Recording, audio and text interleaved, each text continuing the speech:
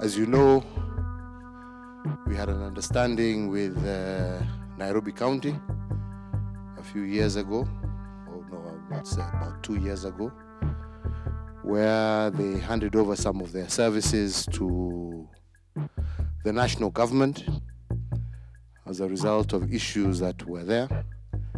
And we have tried to work together in conjunction with the elected officials and what now has become NMS to try and ensure that we improve services to the people of Nairobi. So today, we were launching a program, not launching, but actually opening a series of clinics that last year, during our tours around the city, we found that one of the biggest problems that we have is access to healthcare. And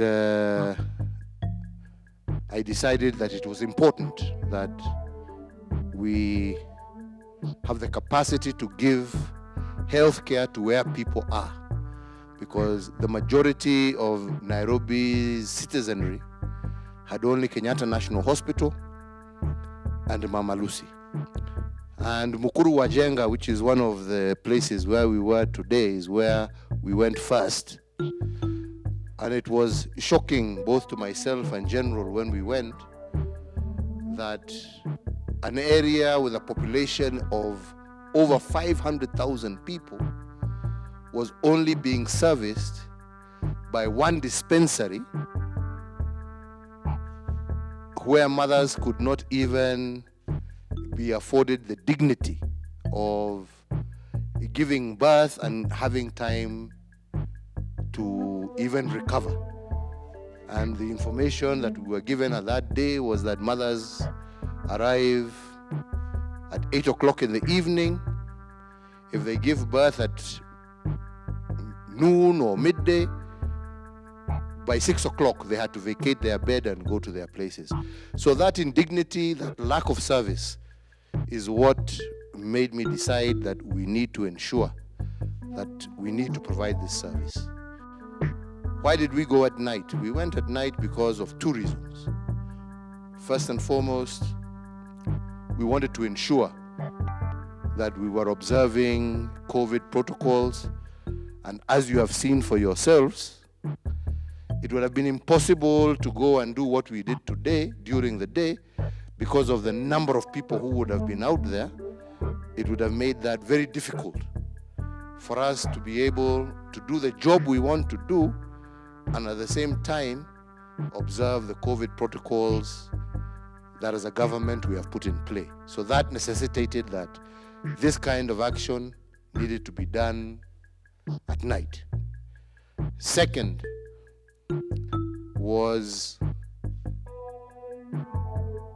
we also discovered that Nairobi hospitals opened at 8 o'clock in the morning and were closed at 6 o'clock in the evening.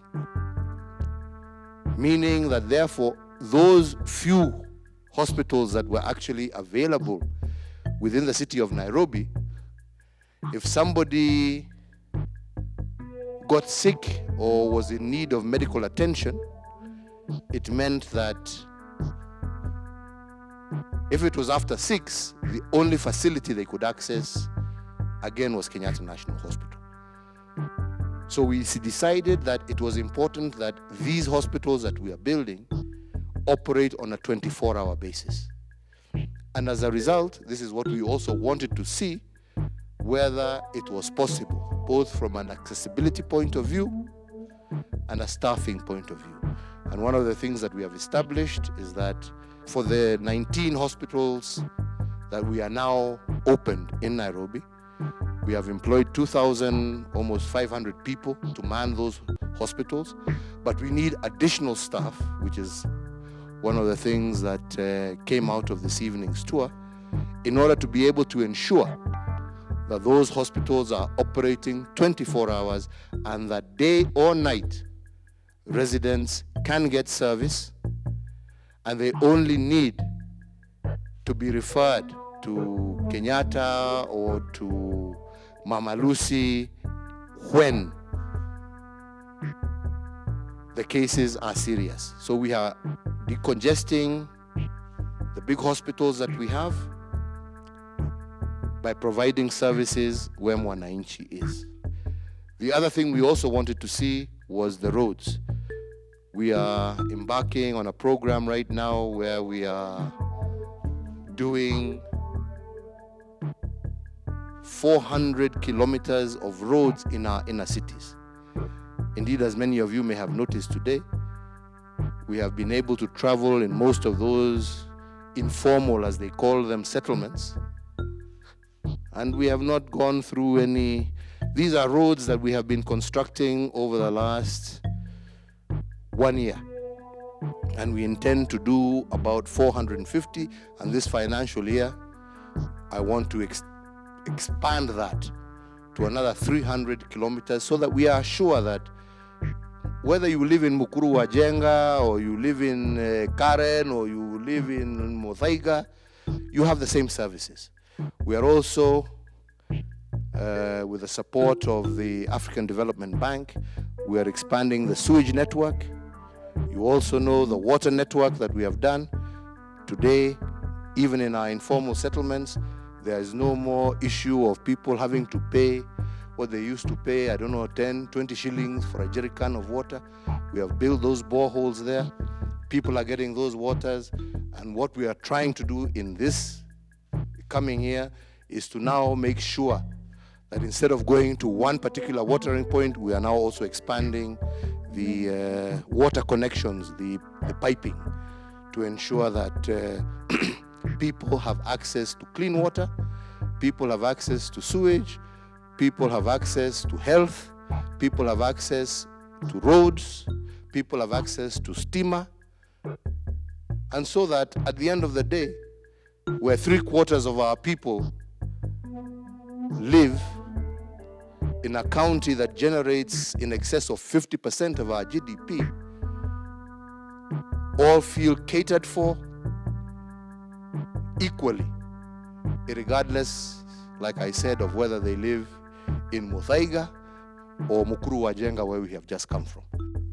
The final aspect of this development will then be, which we are now currently working on, the issuance now of title deeds to these people, because previous policy was these are informal settlements, they need to be demolished. We want to now, once we have put the necessary infrastructure, title those lands, give those people ownership of the land on which they are currently settled on. And I am certain that once people now have ownership, once the necessary infrastructure is there, we will now have empowered people to build decent homes for themselves in the places where they live. So this is really just a small glimpse of the plans that we have for this great city that is our capital city, and that is really the core of our economy. And our hope and our prayer is that we are going to be able to make a city in which every single Kenyan can be proud of, but more so, where every single resident of Nairobi can feel catered for and serviced, regardless of where he or she is born, regardless of where he or she comes from. They have all the services that any citizen living in this city is entitled to. So, in a nutshell, we went at night because we had to obey COVID rules. There's no way we would have been able to go through how you were together with us. Yeah? During the day, there was no way we would have been able to do what we did tonight and still be in observance of COVID protocol. But secondly, like I said, we also wanted to know, is it indeed possible to operate these hospitals on a 24-hour basis?